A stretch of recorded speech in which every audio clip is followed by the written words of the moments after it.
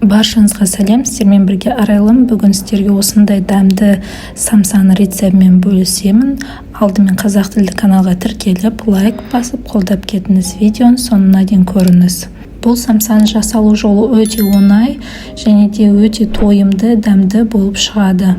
Алдымен біз самсаға салмасын дайындаймыз. Ол үшін бізге ет керек. Менде сиыр еті, сіздер тауық етінде қолдансаңыздар болады. Бірақ қызыл етпен, яғни сиыр етмен өте дәмді болып шығады. Етті мен сияқты 4 бұрыш қылып турасаңыздар болады, орташа көлемде. Етті турап болған соң біз оны бір ыдысқа саламыз және де ары қарай көкөністерге кірісеміз. Мендегі көкөніс ол пияз және де сәбіз, 2 картоп. Бәрін видеодағыдай турап шығамыз.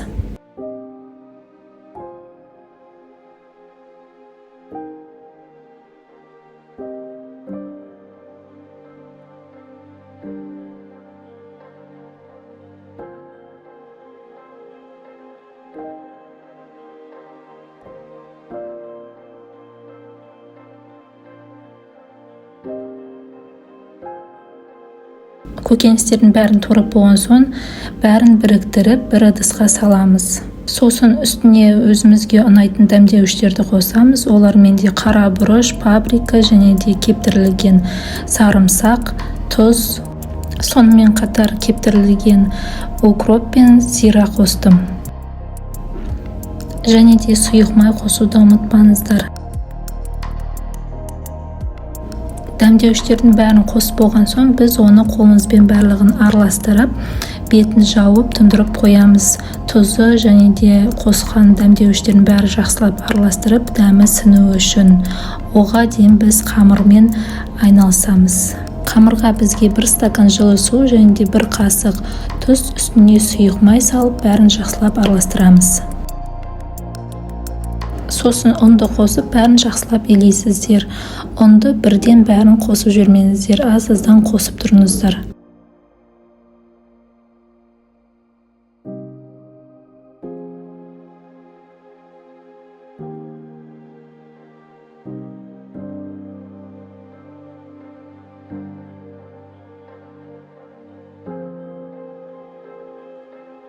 Қамыр иленіп болған соң, біз ыдысымыздың қақпағын жауып, 10-15 минутқа демалдырып қоямыз. Қамыр демалып болған соң, мен қамырды 4 бөлікке бөліп, осындай кішкентай зуалар жасадым. Үстін осылай пакетпен немесе бір матамен жауып қойыңыздар, қамырларыңыз кеуіп қалмасын. Бір зуаламызды алып, үстіне ұнымызды сеуіп, оны оқтаймен жаямыз. Жайған кезде сіздің қамырыңыз орташа жұқалықта болу керек, қатты жұқа болып кетпесін. Мінекей осындай орташа қалыңдықта болу керек. Біз бір ыдысымызды алып, оны астына қоямыз қамырдың. Ал енді қамырдың ортасына біз өзіміздің салмамызды саламыз. Енді қамырдың жан-жағын біріктіріп түйеміз. Егер де қамыр артық қалып жатса, оны қайшымен кесіп тастасаңыздар болады, мен сияқты. Мінекей біздің ыдысымыздан алған кезде осылай болып шығу керек. Ал енді артық қалған кішкентай қамырларды осылай лағыманға созғандай созып аламыз. 2 қамырды бір-біріне біріктіріп, біз самсаның үстіне әсемдігі үшін осылай қойып қоямыз. Мінекей видеодағыдай осылай әсемдеп қоясыздар самсаның бетіне. Ал енді кішкентай бір қамырды қолыңызбен дөңгелектеп, кесенің қақпағы сияқты жасап қоямыз. Сосын біз бір жұмыртқаны жарып, оны самсаның бетіне толықтай жағып шығамыз. Ары қарай әсемдігі үшін осылай кунжут дәнектерін себуге де болады. Сосын қызып тұрған духовкаларыңызға 180 градусқа 40-45 минутқа пісіріп аламыз самсаны. Піскен самсамыз осылай шығады, өте дәмді болып шығады, және де сіздер бұны жеген кезде өзінің сөліне пісіп, өзінің суы ағып тұрады. Өте қарапайым заттардан тұратын самса, міндетті түрде үйде жасап көріңіздер. Бұл өте тойымды болып шығады. Сіздермен бірге болған Арайлым. Бүгінгі рецепт сіздерге ұнаса, каналыма тіркеліп, лайк басып, қолдап кетіңіз. Видеоны соңына дейін көргендеріңізге көп рахмет.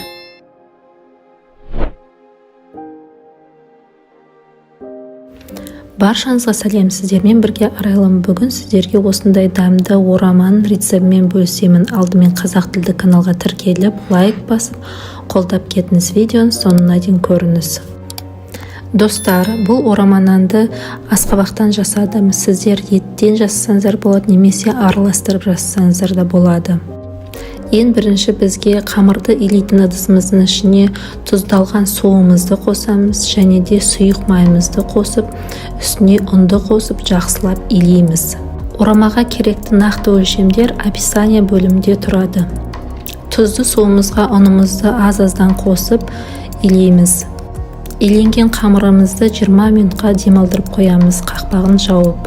Ал енді ораманың ішіндегі салмасын дайындаймыз. Асқабақтың ішіндегі дәнектерінен босатып, және де сыртындағы қабығын ашып, толығымен тазартамыз.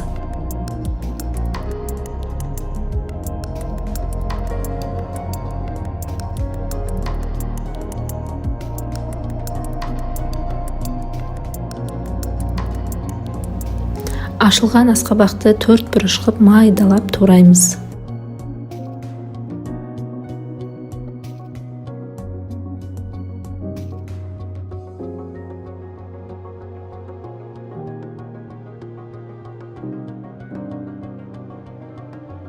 Сонымен қатар бізге асқабақтан бөлек салмасына пияз да қажет. Менде 2 пияз, соны 4 бұрыш қылып майдалап тураймын. Пиязды турап болған соң асқабақ пен пиязды бір ыдысқа салып, үстіне қара бұрыш және де тұз, дәміне қарай сосын сұйық май құямыз. Дәмдеуіштердің бәрін салып болған соң біз салманы жақсылап араластырамыз.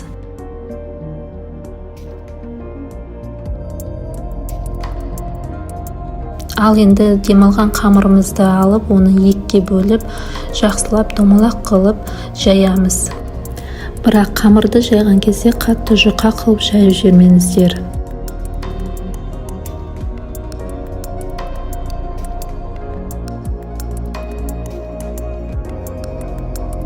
Ал енді жайылған қамырымыздың үстіне майымызды құйып, майды толық қамырдың үстіне жағып шығамыз. Қамырды ірі-ірі 4 бұрыш қып кесіп шығамыз.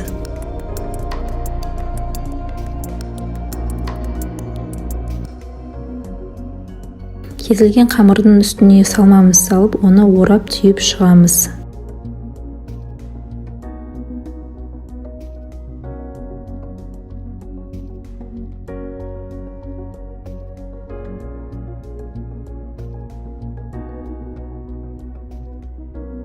Ең бірінші қамырдың осылай 3 жерін бүктейсіздер, сосын толығымен орайсыздар. Блиныйды орағандай болып шығу керек.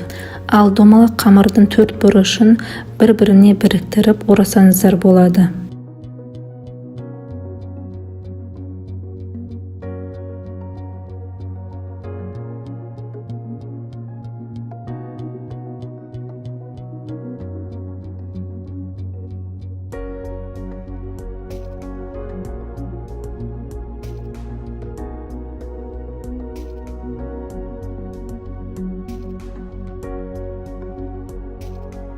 Ал енді орамаларымыздың бәрін майланған мантаваркаға салып 45 минут пісіріп шығамыз. Мінекей біздің орамамыз 45 минутта дайын болды. Дәмін көріңіздер, жасап көріңіздер. Балалардың сүйіп жейтін тағамдардың бірі. Ортасына мен сияқты аджика немесе қаймақ салып ұсынсаңыздар болады. Сіздерге бүгінгі рецепт ұнаса, міндетті түрде тіркеліп, лайк басып, комментарий жазып қолдап кетіңіз. Видеоның соңына дейін көргендеріңізге көп рахмет. Сіздермен болған бірге Арайлым. Қош сау болыңыздар.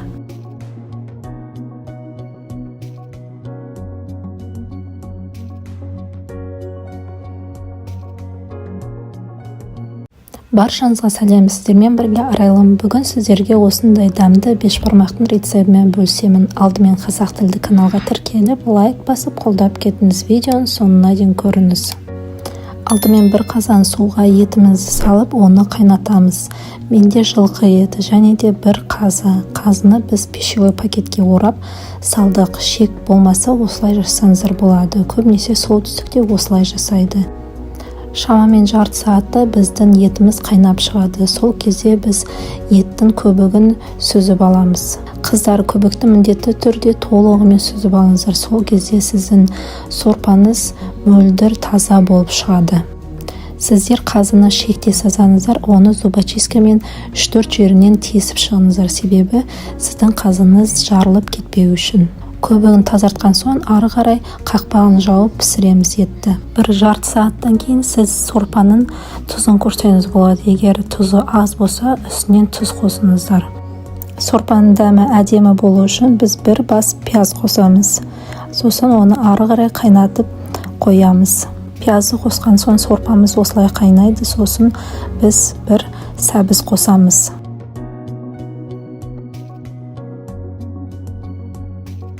Етіміз піскенше біз қамырды дайындаймыз. Бізге қамырға 2 жұмыртқа және де тұзды су керек, 1 стакан. Аздап сұйық май қосамыз, қамырымыз жыртылып кетпеу үшін. Бәрін салып болған соң оны жақсылап араластырамыз. Ары қарай ұнымызды қосып, қамырды жақсылап илейміз. Қамырдың жақсы жайылуы ол қамырға байланысты. Қамырды сәл қаттылау қылып илесеңіздер, қамырыңыз әдемі бір тесті болып жайылып шығады. Қамырды илеп болған соң, қамырды 15-20 минутқа демалдырып қойыңыз. Қақпағын жауып демалдырыңыз. Бұл жерде 2 зуалы қамыр шығады. Мен бірақ біреуін ғана қолданамын, себебі мен үйде 3 адамға дайындап жатырмын бешбармақты. Ары қарай біз тұздық жасаймыз. Пиязды 2-ге бөліп, оны полукольцақ ретінде тураймыз, және жіңішке болып шықсын. Бәрін бір кастрөлге салып, оның үстіне сорпаны құямыз. Сорпаның майлысын құйыңыздар, бетін сүзіп алыңыздар майын.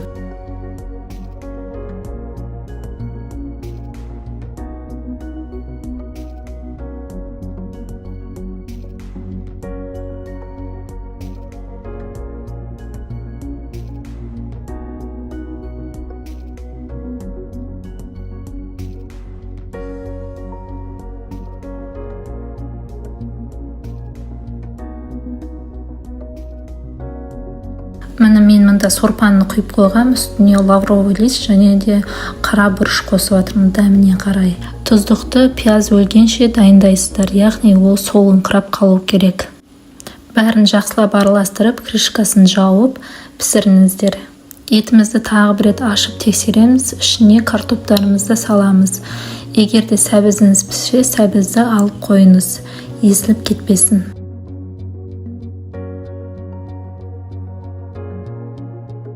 Енді демалған қамырымызды алып, оны 2-ге бөліп, жұқа қылып жаямыз.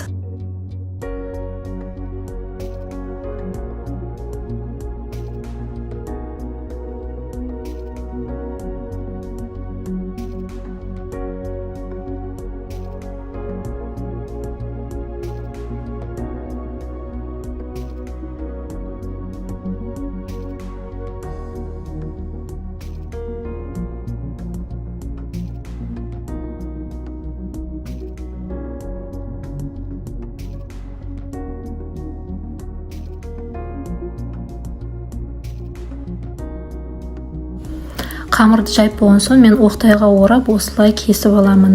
Әркім әртүрлі жасайды, домалақ күйінде салады, немесе домалақты 4-ге бөліп салады. Мен осылай салған маған ұнайды, және де оны сүзіп алғанда ыңғайлы. Кесілген қамырды осылай тақтайға қойып қойсаңыздар болады, сосын холодильникке салыңыздар. Сол кезде қамырларыңыз бір-біріне жабыспайды. Ет дайын болғанша. Мен етті 3 сағаттай қайнаттым. Езілмей әдемі болып шықты. Әркімнің плитасы әртүрлі, соған қарай бейімделіңіз. Мінекей пакетке оралған қазымыз да дайын болды, және еттеріміз де. Бәрін сүзіп алыңыз. Картошканы да сүзіп алуға ұмытпаңыз, езіліп кетпесін. Піскен еттің бетін жауып қойыңыздар, жаппасаңыздар, ол ет қатты болып қалады, жегенде тіске тұрып қалады.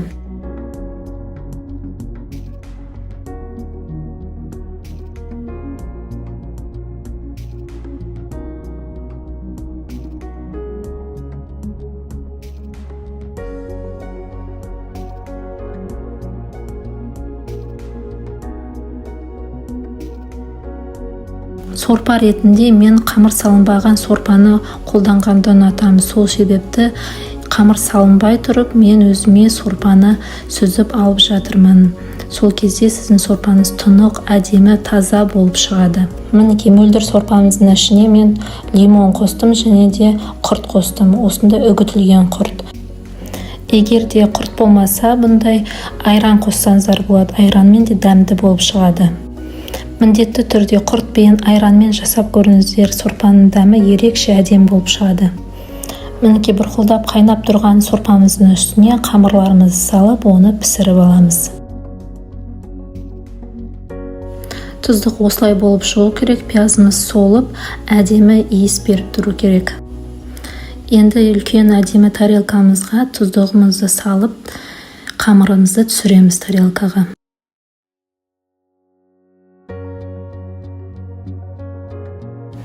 Қамырдың үстіне тұздықты салып, етімізді турап, кесіп, әдемілеп қоямыз.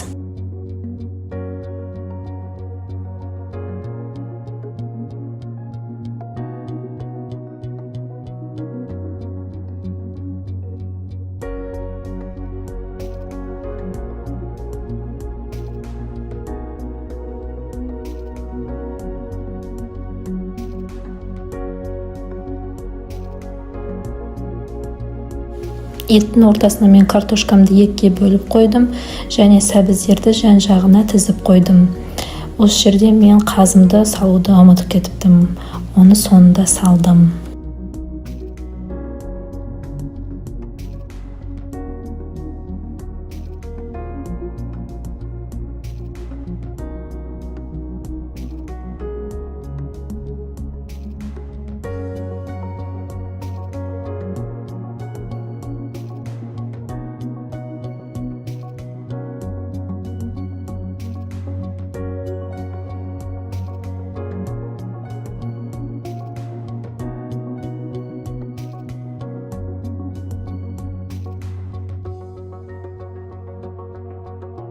Мінекей солтүстік қазы бұл пакетке оралған, пакетті алып тастап, осылай ұсынамыз етке.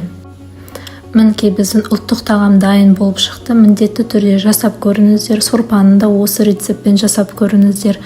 Сіздерге бүгінгі бешбармақтың рецебі ұнаса, міндетті түрде тіркеліп, лайк басып, комментарий жазып кетіңіздер, қолдап кетіңіздер. Сіздермен бірге болған Арайлым, қош сау болыңыздар.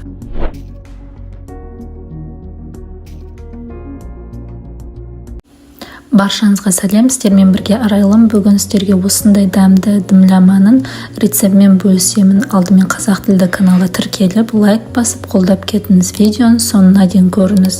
Бұл дымлама өте ерекше, өйткені бұл духовкада дайындалады және банкіге салып пісіреміз. Ең бірінші біз етімізді тураймыз. Менде жылқы еті, сіздерде егер қой еті, сиыр еті немесе тауық етін де қолдансаңыздар болады. Мен етті орташа бөлікте кестім. Егер де сізде сүйекті ет болса, оны да қоса берсеңіздер болады.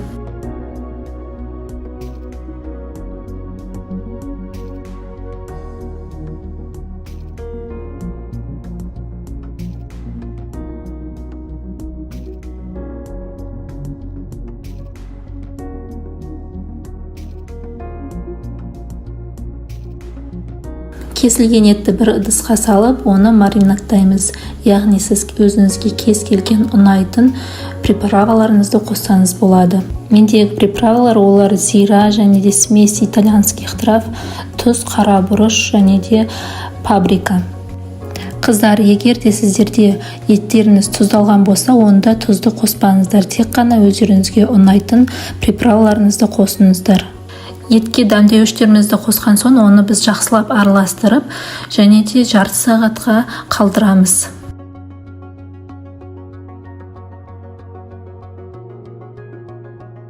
Бұл тағамның дайындалу жолы өте оңай және де өте дәмді болып шығады. Ары қарай біз көкөністерге кірісеміз. Менде болгар бұрышы, сіздерде осылай майдалап кессеңіздер болады, немесе ірі қылып кессеңіздер болады, өз қалауларыңызша. Егер де сіздерде болгар бұрышы болмаса, онда сіз үйде кез келген қандай көкөністер бар, соның бәрін қоса берсеңіздер болады. Мендегі көкөністер ол осы болгар бұрышы және де картоп, сәбіз, орам жапырақ, сонымен қатар пияз. Көкөністер тураған кезде өте қатты майдалап жібермеңіздер, ірі көлемде немесе орташа көлемде тураңыздар.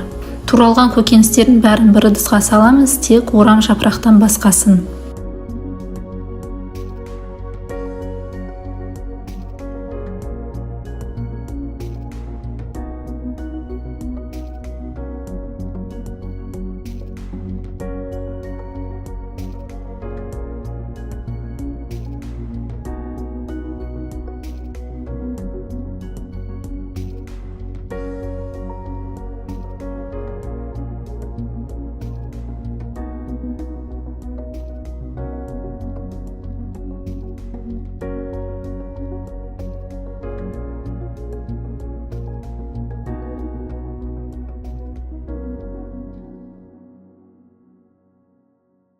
Енді ыдыстағы көкөністердің үстіне дәмдеуіштерімізді қосып, оны жақсылап араластырамыз. Менде тұз және де кептірілген укроп және де кептірілген сарымсақ. Сосын азғантай сұйық май құйып, оны жақсылап араластырамыз.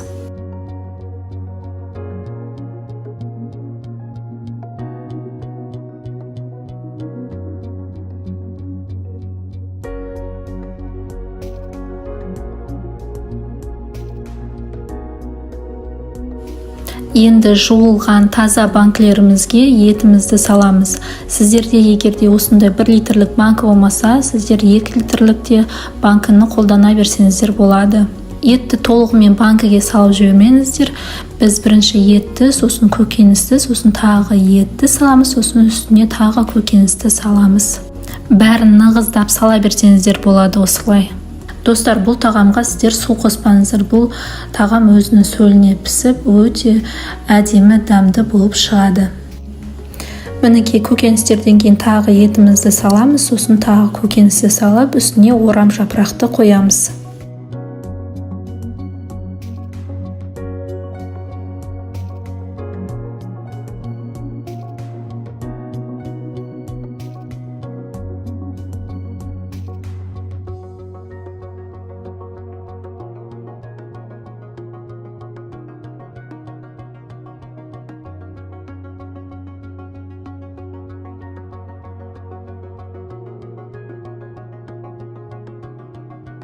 Айтпақшы, орам жапырақтың алдында осылай сары майларыңызды салып қойыңыздар.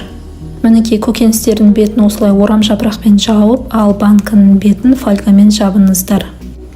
Дайын болған банкілеріңізді духовкаға 1 сағат 1,5 сағатқа 180 градусқа қойып қойыңыздар. Уайымдамаңыздар, банкілеріңіз сіздердің духовкада жарылып немесе сынып қалмайды. Мінекей мен банкілерім духовкада өз сөлінде әдемі болып пісіп жатыр. Мен 180 градуста 1,5 сағаттай пісірдім. Піскен дәміміз осылай шығады. Енді біз бұны тарелкаға салып көрейік. Мен 2-1 литрлік банкыны салдым. Бұл жерде көріп тұрғаныңыздай көкөністер езілмеген, еттеріміз балғын болып піседі. Үстіне кез келген ас көкті сеуіп ұсынсаңыздар болады. Менде кинза. Бұл жерде мен сіздерге еттің кесілуін көрсетіп жатырмын, және де жеген кезде ол өте балғын, жұмсақ, шайнауды де қажет етпейді. Дымлама өте дәмді болып шықты, және де бұл көріп тұрғаныңыздай тағамға ешқандай су қоспасақ та, еттің өзінің сөлі бөлініп, өте керемет болып шықты. Бүгінгі рецепт сіздерге ұнаса, міндетті түрде каналыма тіркеліп, лайк басып қолдап кетіңіз. Видеоның соңына дейін көргендеріңізге көп рахмет. Сіздермен бірге болған арайлым, қош сау болыңыздар. Баршаңызға сәлем, сіздермен бірге арайлым. Бүгін сіздерге осындай дәмді картофельный запеканканы рецептімен бөлісемін. Жасалу жолы өте оңай, тез дайындалады. Және де бұл жерде тауық етімен жасадым. Тауық еті де қатты болып шықпайды, жеген кезде балғын болып шығады. Бұл картопты запеканкаға ең бірінші біз картопымызды осылай теркадан өткізіп аламыз. Менде 2-3 дана картоп.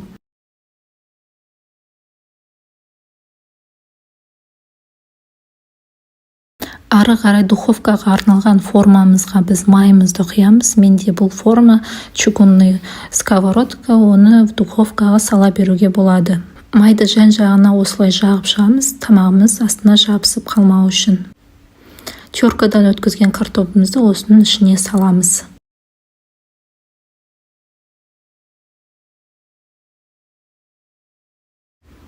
Ал енді жуылған таза тауық етімізді алып, оны соломка қылып ұзын-ұзыннан кесеміз.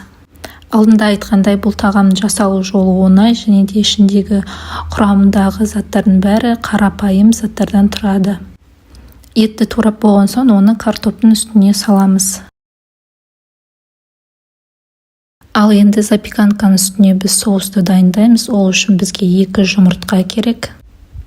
Сосын бізге қара бұрыш, тұз және де өзіңізге ұнайтын дәмдеуіштерді қоссаңыз болады. 2 дана бізге сарымсақ керек. Оны осылай пресстен өткізсеңіздер болады, немесе турап тастасаңыздар да болады.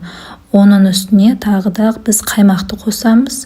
Сосын жақсылап бәрін араластырамыз. Менде бұл жерде 20% қаймақ, сіздер бұның орнына 10-15% де қаймақтарды қолдана берсеңіздер болады.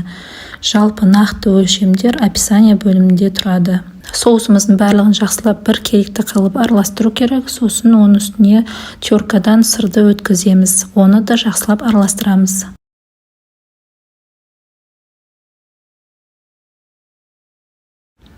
Дайын болған сұйықтықты біз запеканканың үстіне бір келікті қылып құйып шығамыз. Сосын оның үстіне 1 стакан жылы суды құйсаңыздар болады.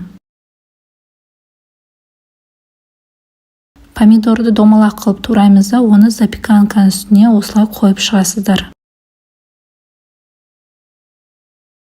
Бәрін дайындап болған соң, бетін фольгамен жауып, духовкаға 40 минутқа қойыңыздар. Міне мен 40 минуттан кейін запеканканы духовкадан алдым. Үстіне өткіштен өткізілген сырды бір келікті қылып жайып, оны тағы да 10 минутқа духовкаға салдым. Әрине, бұл уақытта сіздер фольгамен бетін жаппайсыздар, ашық қалдырасыздар. Сонымен қатар сіздер өз духовкаларыңызға қарай бейімделіңіздер.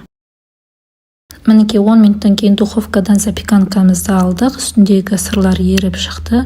Және де орысша айтқан кезде бұл запеканка өте сочный болып шығады. Жасалу жолы өте оңай. Кешкі асқа немесе түскі асқа дайындасаңыздар болады. Сіздерге бүгінгі рецепт ұнаса, міндетті түрде каналыма тіркеліп, лайк басып, комментарий жазып қолдап кетіңіздер. Сіздермен бірге болған Арайлым. Қош сау болыңыздар. Баршаңызға сәлем, сіздермен бірге Арайлым. Бүгін сіздерге неміс халқының штрудели деген тағамның рецептімен бөлісемін. Алдымен қазақ тілді каналға тіркеліп, лайк басып, қолдап кетіңіз. Видеоның соңына дейін көріңіз. Достар, бұл тағамды апталық тағам мәзіріне қоссаңыздар болады. Себебі бұл тағам өте дәмді және де жасалу жолы да өте қарапайым. Үйде міндетті түрде жасап көріңіздер. Штрудели тағамын жасау үшін бізге ең біріншіден қамырын жасау керек. Ол үшін бізге жылы су керек және де 1 шай қасық тұз керек. Сосын 1 жұмыртқа, азғантай сұйық май қосып, оның бәрін жақсылап араластырамыз. Сосын ұнымызды қосып, қамыр илейміз. Қамырыңыз қатты болып қалмасын, орташа жұмсақтықта болу керек. Орташа жұмсақтықта болу үшін сіз ұнды аз-аздан қосып тұрыңыз. Достар, құрамына керекті нақты өлшемдер описание бөлімінде тұрады. Сонымен қатар сіздерге қандай тағамның рецебті керек, міндетті түрде комментарий бөліміне жазып кетіңіздер, мен оны жасап көремін.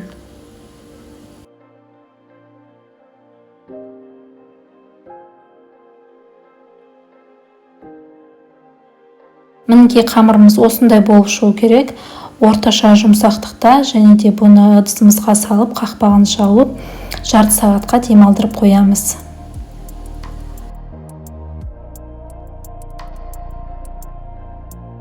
Сосын етті алып, оны кубик қылып, орташа көлемде тураймыз. Менде бұл жерде сиыр еті шамамен 1 килограмм.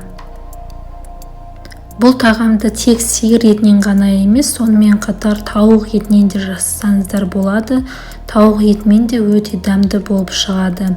Үйде қарапайым заттардан тұратын тағам, сол үшін міндетті түрде үйде жасап көріңіздер. Етті турап жатқанда қазаныңызды плитаға қойып, қыздыртып қойыңыздар. Бірден бұл етті сіздер қазанға салып пісіресіздер.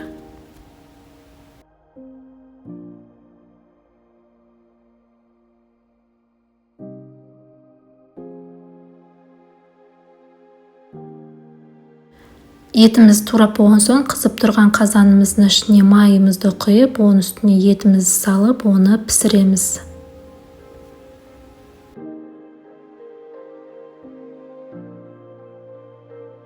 Ет піскенше біз бір сәбізімізді алып, оны теркадан өткіземіз. Теркадан өткізіп жатқан сәбізімізді біз оны қамырдың салмасы ретінде қолданамыз.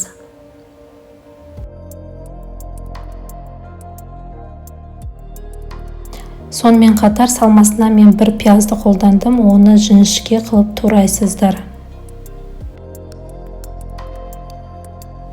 Қамырымыздың салмасын дайындап болған соң біз демалған қамырымызды алып, оны жұқа қылып жаямыз. Егерде қамырыңыз қатты жұмсақ болып кетсе, үстіне көбірек ұнды сеуіп, қамырды жұқа қылып жая беріңіз. Қамыр жаюдың ең басты ережелерінің бірі ол қамырдың екі жерін қатты баспау. Яғни тек қана оқтаудың екі жерін қатты басасыз, ал қамырдың үстін баспаңыз. Сол кезде сіздің қамырыңыз біркелікті әдемі болып жайылып шығады. Қамырды әдемілеп жұқа қылып жайып болған соң біз қамырдың үстіне сұйық май құйып жағып шығамыз.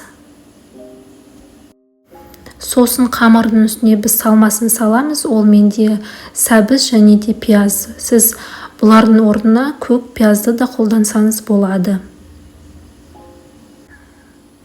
Сосын қамырды ортасынан кесіп, оны орап шығамыз. Бәрін видеода көрсеткендей жасаңыздар. Орап болған соң мен оны морозилкаға салып қойдым.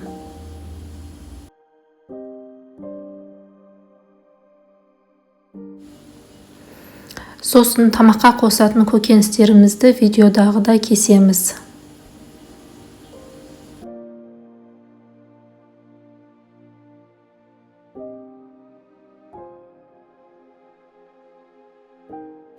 Мінекей қазандағы етім де дайын болып қалды. Егер де сіздерде еттеріңіздің асты сәл күйіңкіреп жатса, онда бір стакан қайнаған су қосып жіберсеңіздер болады.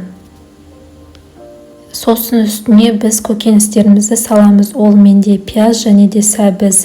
Бәрін салып және де араластырып, қақпағын жауып 5-10 минутқа қойып қоямыз, сәбіз жұмсарғанша.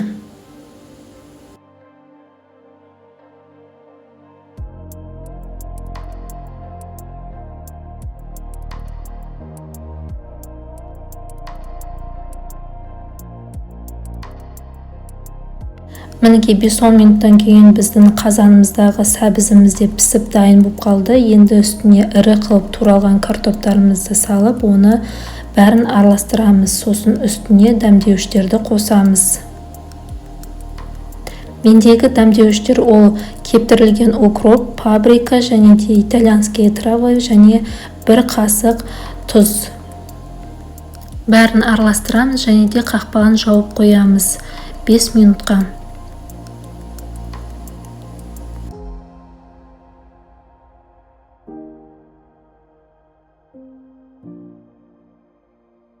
Сосын морозилкадағы қамырымызды аламыз және де оны 2-3 сантиметр қылып шамамен кесіп аламыз видеодағыдай. Рулеттерді кесіп болған соң енді біз қазанымызға барып, үстіне қайнаған суды құямыз. Шамамен картопты жауып тұру керек су. Сосын үстіне рулеттерімізді әдемілеп тізіп қойып шығамыз. Сосын плитаның астын аздап бәсеңдетіп қоямыз да 45-30 минутта сіздердің штрудели тағамдарыңыз пісіп шығады.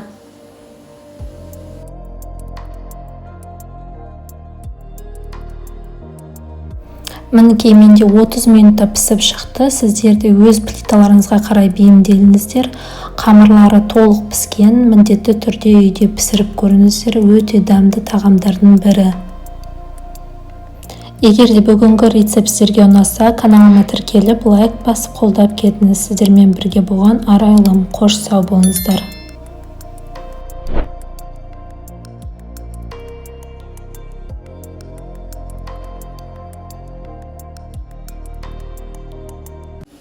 Баршаңызға сәлем, сіздермен бірге Арайлым. Бүгін сіздерге осындай дәмді самсаны рецептімен бөлісемін.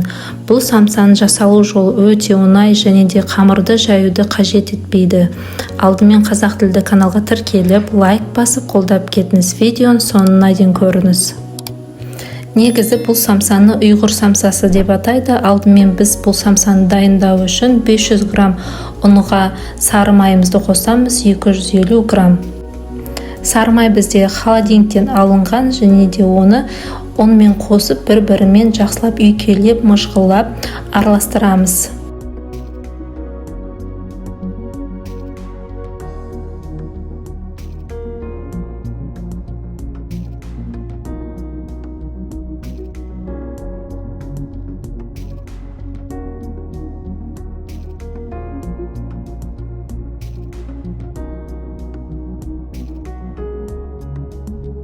ұн мен майды осылай жақсылап араластырып болған соң, біз оған 2 жұмыртқамызды және де 100 грамм қаймағымызды, 1 чайная ложка тұзымызды қосамыз.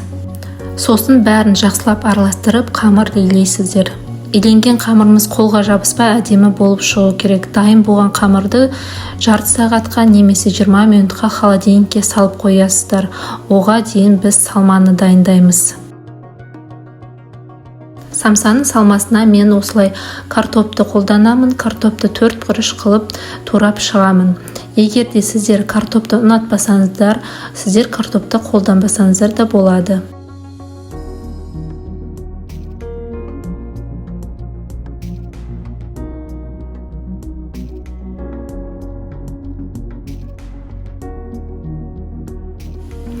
Самсаға әдемі дәм беретін ол бізде пияз. Пиязды да 4 бұрыш қылып майдалап турайсыздар.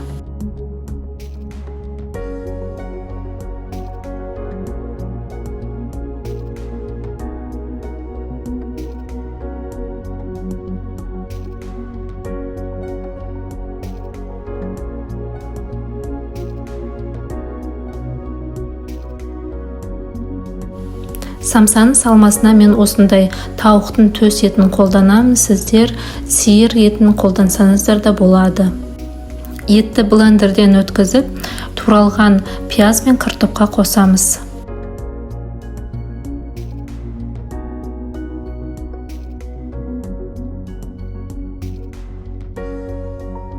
Енді салмамыздың үстіне қара бұрыш, тұз және де сұйық май қосамыз. Сонымен қатар өздеріңізге ұнайтын дәмдеуіштерді де қоссаңыздар болады. Бәрін жақсылап араластыру керек. Біз барлық тұздары, бұрыштары біркелікті араласу керек. Салмамыз дайын болған соң, холодильниктегі қамырымызды алып, оны 2-ке бөліп, қамырды осылай созып, оны 8 бөлікке бөлеміз. Әрбір бөлік менде шамамен 80-70 грамм болып шығады. Егер де сіздер тапсырысқа жасайтын болсаңыздар, онда сіздер міндетті түрде салмағын өлшеп жасаңыздар.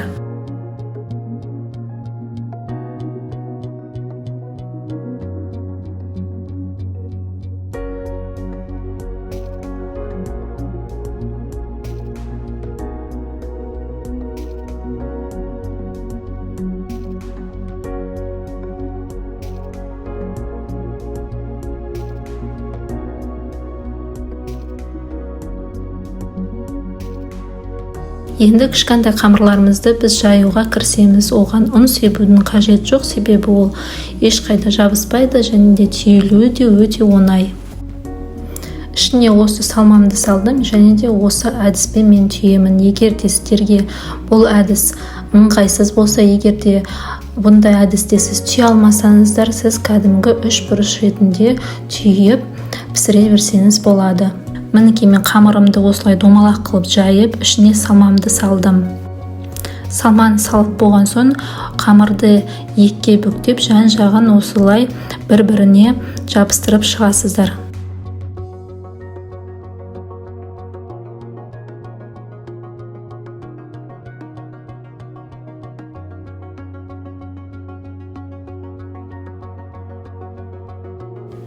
Ең жоғарыдағы бұрышын аласыздар да осылай бүктейсіздер. Көріп тұрғаныңыздай бүктеген сайын ұшы шығып тұрады. Сол ұштарын бүктеп шығасыздар. Негізі басында жасалу жолы сіздерге қиын болып көрінуі мүмкін. 3-4 рет жасаған соң сіздердің қолдарыңыз уже икемі келіп, өз еркектеріңізбен істей бересіздер.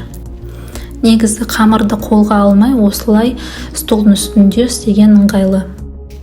Қамырды жайғанда қатты жұқа қылып жемеңіздер, орташа қалыңдықта болу керек.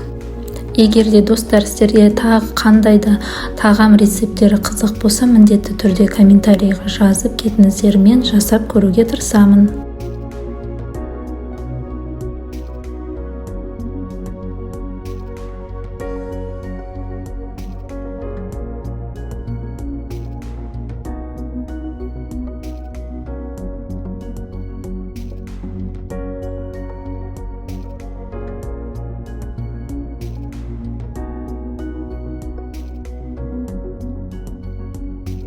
Түйілген самсаларымыздың бәрін осылай пергамент қағазына салып, оның бетін жұмыртқамен жағамыз.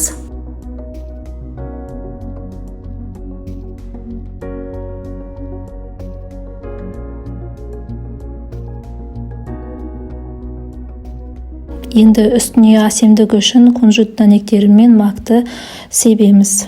Дайын болған самсаларымызды духовкаға 30-45 минутқа қоямыз. Әркім духовкасы әртүрлі, соған қарай бейімделіңіздер.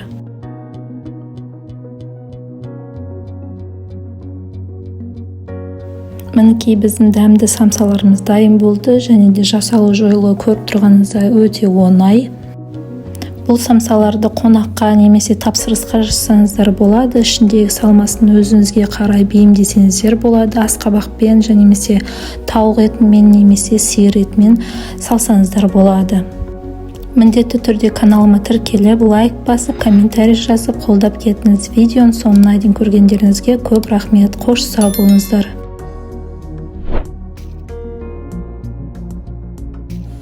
Баршаңызға сәлем, сіздермен бірге Арайлым. Бүгін сіздерге осындай дәмді дымламаның рецептімен бөлісемін. Алдымен қазақ тілді каналға тіркеліп, лайк басып, қолдап кетіңіз. Видеоның соңына дейін көріңіз.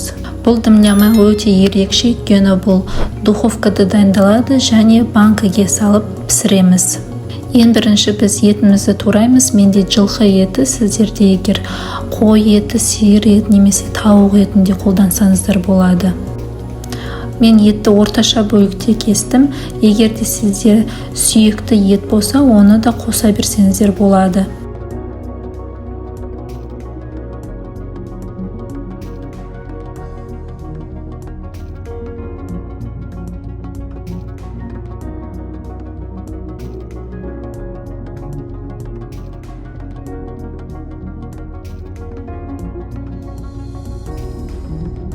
Кесілген етті бір ыдысқа салып, оны маринадтаймыз.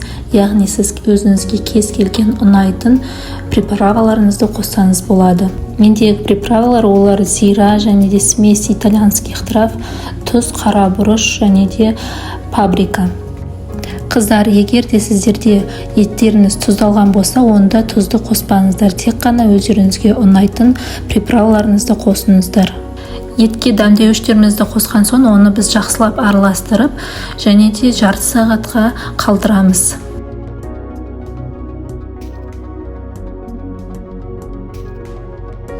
Бұл тағамның дайындалу жолы өте оңай және де өте дәмді болып шығады. Ары қарай біз көкөністерге кірісеміз. Менде болгар бұрышы, сіздерде осылай майдалап кессеңіздер болады, немесе ірі қылып кессеңіздер болады, өз қалауларыңызша. Егер де сіздерде болгар бұрышы болмаса, онда сіз үйде кез келген қандай көкөністер бар, соның бәрін қоса берсеңіздер болады. Мендегі көкөністер ол осы болгар бұрышы және де картоп, сәбіз, орам жапырақ, сонымен қатар пияз. Көкөністер тураған кезде өте қатты майдалап жібермеңіздер. Ірі көлемде немесе орташа көлемде тураңыздар.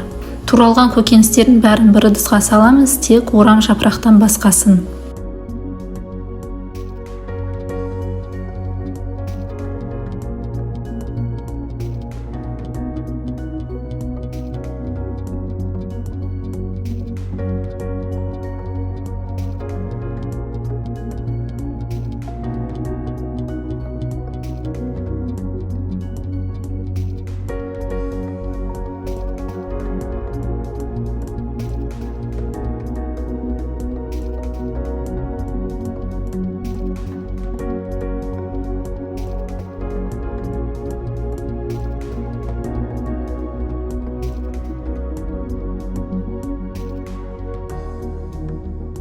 Енді ыдыстағы көкөністердің үстіне дәмдеуіштерімізді қосып, оны жақсылап араластырамыз. Менде тұз және де кептірілген укроп және де кептірілген сарымсақ. Сосын азғантай сұйық май құйып, оны жақсылап араластырамыз.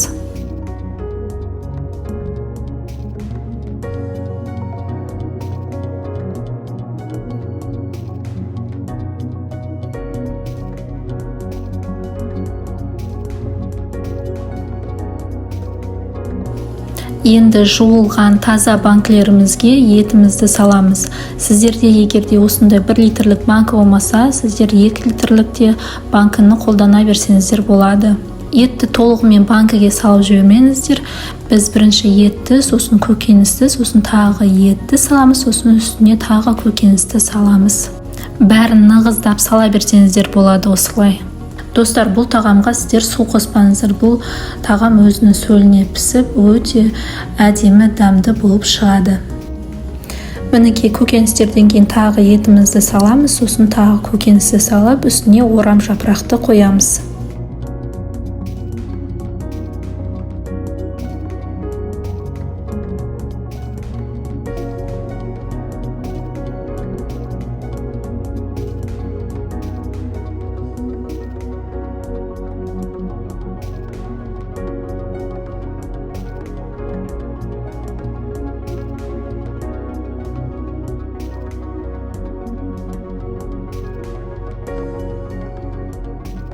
Айтпақшы, орам жапырақтың алдында осылай сары майларыңызды салып қойыңыздар. Мінекей көкөністердің бетін осылай орам жапырақпен жауып, ал банкінің бетін фольгамен жабыңыздар. Дайын болған банкілеріңізді духовкаға 1 сағат 1,5 сағатқа 180 градусқа қойып қойыңыздар. Уайымдамаңыздар, банкілеріңіз сіздердің духовкада жарылып немесе сынып қалмайды. Мінекей мен банкілерім духовкада өз сөлінде әдемі болып пісіп жатыр. Мен 180 градуста 1,5 сағаттай пісірдім. Піскенді мәміміз осылай шығады. Енді біз бұны тарелкаға салып көрейік. Мен 2-1 литрлік банкыны салдым. Бұл жерде көріп тұрғаныңыздай көкөністер езілмеген, еттеріміз балғын болып піседі. Үстіне кез келген ас көкті сеуіп ұсынсаңыздар болады. Менде кинза. Бұл жерде мен сіздерге еттің кесілуін көрсетіп жатырмын, және де жеген кезде ол өте балқын, жұмсақ, шайнауды де қажет етпейді. Дымлама өте дәмді болып шықты, және де бұл көріп тұрғаныңыздай тағамға ешқандай су қоспасақ та еттің өзінің сөлі бөлініп, өте керемет болып шықты. Бүгінгі рецепт сіздерге ұнаса, міндетті түрде каналыма тіркеліп, лайк басып қолдап кетіңіз. Видеоның соңына дейін көргендеріңізге көп рахмет. Сіздермен бірге болған арайлым, қош сау болыңыздар. Баршаңызға сәлем, сіздермен бірге арайлым. Бүгін сіздерге осындай дәмді сметаник в шоколаде рецептімен бөлісемін. Алдымен қазақ тілді каналға тіркеліп, лайк басып, қолдап кетіңіз. Видеоның соңына дейін көріңіз. Бұл сметаник өте ерекше, және де жасалу жолы өте оңай. Ал дәмі тіл үйретін дәм. Ең алдымен сметаникке біз қамырын дайындаймыз. Ол үшін бізге ұнға разрешитель қосамыз, яғни қопсытқыш, сосын майымызды саламыз, 1 жұмыртқа және де қантымызды салып, бәрін жақсылап араластырып, қамыр илейміз. Песочный тесті дайындаймыз. Негізі бұл сметаниктің жасалу жолы өте жеңіл, және де қонақ шақырсаңыздар тез арада жасап дайындалатын сметаник. Пирогқа қатысты нақты өлшемдердің бәрі описание бөлімінде болады. Мінекей біздің қамыр осылай болып шығады. Қолға жабыспайтын және де нәзік болып шығады. Қамырымыз дайын болған соң, оны ыдысымызға салып, бетін жауып, холодильникке 5-10 минутқа қойып қоямыз. Қамырымыз холодильникте демалғанша біз ішіне пирогтың салмасын дайындаймыз. Ол үшін бізге 20% қаймақ және де үстіне қантты құямыз. Ары қарай бізге салмасына 2 жұмыртқа керек, және де ванильный сахар. Ванильный сахарды қолданбасаңыздар да болады. Маңызды ингредиенттердің бірі ол кукурузный крахмал. Оны міндетті түрде қолданыңыздар, себебі сіздердің сметаниктеріңіздің формасын ұстап тұратын зат. Енді бұның бәрін жақсылап араластырамыз.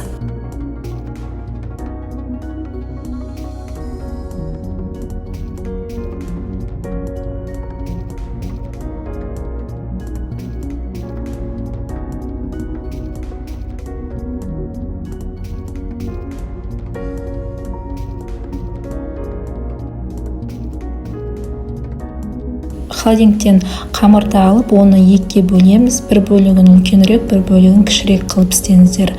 Осылай астына қамырды жаясыздар. Пирогқа кез келген форма жарайды. Менде осындай кольцо форма, соны қолданып пирог пісірдім.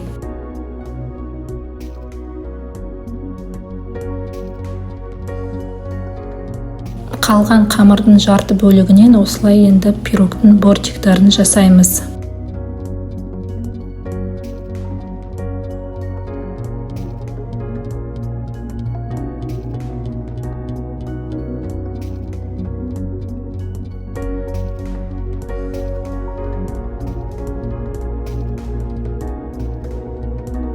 Қамырды формаға орналастырып болған соң ортасына салмасын құямыз.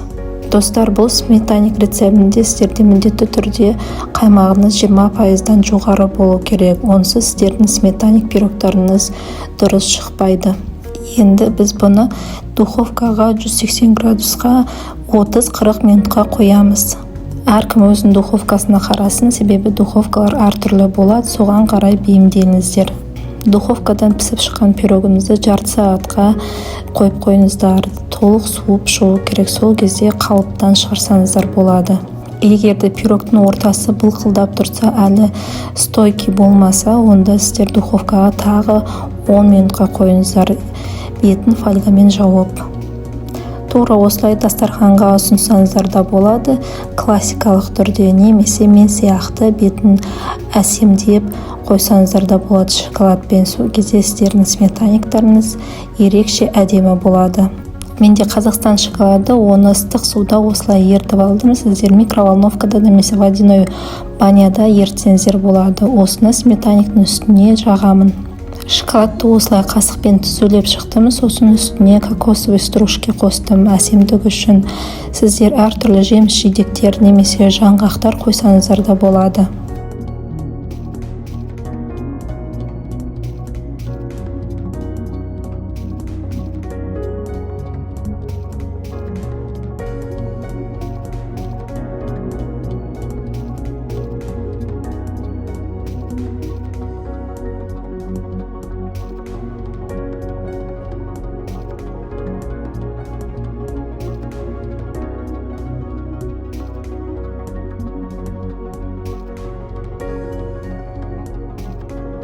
Мінекей біздің дәмді және де ерекше сметаникіміз дайын болды. Дәмі өте керемет, кесілген кезде де ортасы әдемі шығады. Негізі бұл сметаник чизкейкке ұқсайды, дәмі де өте керемет және де әрбір дастарханның сәнін келтіретін тағамдардың бірі. Сіздермен бірге болған арайлым. Сіздерге бүгінгі рецепт ұнаса, тіркеліп, лайк басып, комментарий жазып кетіңіздер. Қош сау болыңыздар.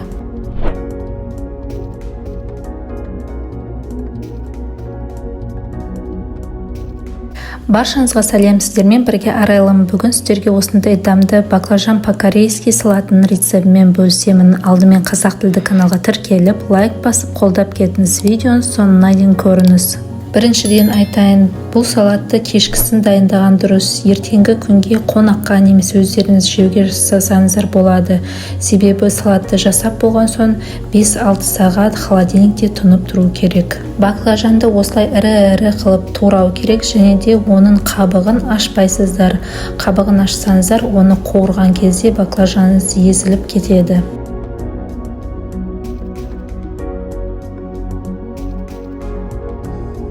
Баклажанды турап болған соң үстіне 1 шай қасық тұзыңызды салыңыз. Сосын барлығын жақсылап араластырыңыз.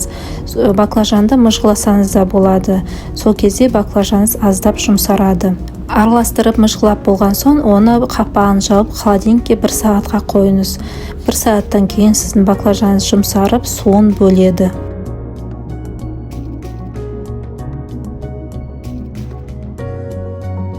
Сәбізді де теркадан өткіземіз. Теркадан өткізіп болған соң бұның үстіне 1 қасық тұзыңызды қосып, сосын араластырып, мыжғылап, оны да холодильникке салып қоясыздар.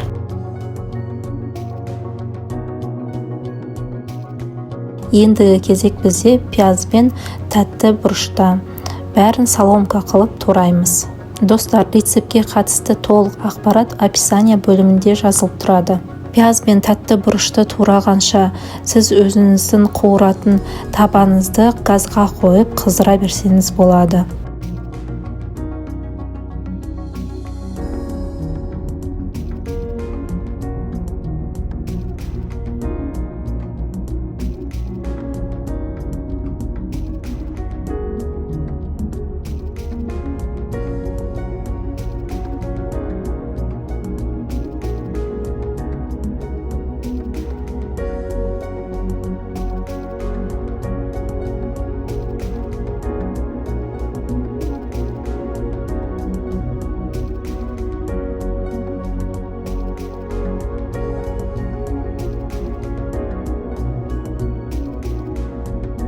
Енді туралған баклажанымызды холодильниктен алып, осылай сүзіп аламыз. Сосын оны қуыратын боламыз. Көріп тұрғаныңыздай осындай су бөлінеді. Енді қыздырылған табамызға баклажанымызды салып, оны қуырамыз. Баклажанды табаға салған соң оны араластырып тұрыңыздар, себебі оның асты жабысып қалуы мүмкін. Баклажан піскен-піспеген осылай вилкамен тесіп көрсеңіздер болады. Егер де вилкаңыз тез және де оңай кіріп кетсе, онда піскенін білдіреді. Негізі баклажан тез қуырылып піседі, шамамен 5-10 минутта.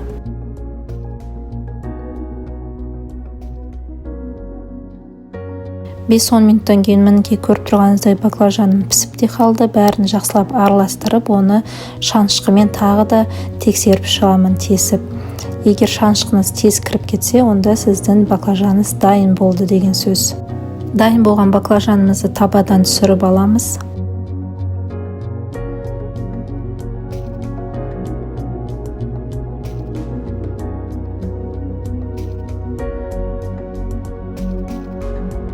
Енді баклажанды пісірген табамыздың үстіне пиязымызды салып, оны да қуырып аламыз. Пиязды қатты қуырып жібермейміз, оның сәл солғанын күтеміз. Солған пияздың үстіне біз тәтті бұрыштарымызды қосып, оны да қуырамыз. Пияз бен тәтті бұрыштарымызды араластырып тұрыңыздар, асты қатты күйіп кетпесін. Пияз бен бұрышымыз біздің осылай дайын болу керек, қатты оны қуырып жібермеңіздер. Дайын болған көкөністерімізді біз баклажанға қосып саламыз.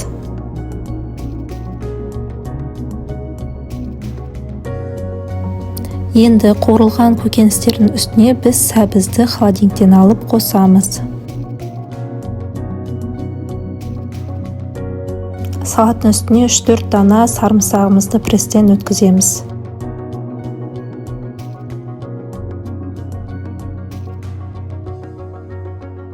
Сарымсақтың үстіне біз дәмдеуіштерімізді қосамыз. Ол қара бұрыш және де қызыл бұрыш. Қызыл бұрышты өз қалауларыңызбен қоссаңыздар болады, азайтып немесе көбейтіп.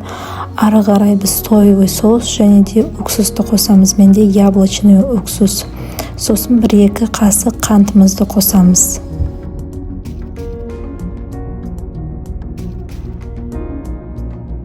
Ең соңында біз кинзаны әдемілеп турап салатымызға қосамыз. Алдында айтқандай, бұл салатты кешкісін дайындап, ертесі күні қонаққа ұсынған дұрыс. Яғни салаттың дәмі ертесі күні одан да дәмдірек болады. Кинзаны турап, оны салатқа қосамыз. Сосын салатты жақсылап араластырамыз. Дәмдеуіштерді әдемі араласу керек.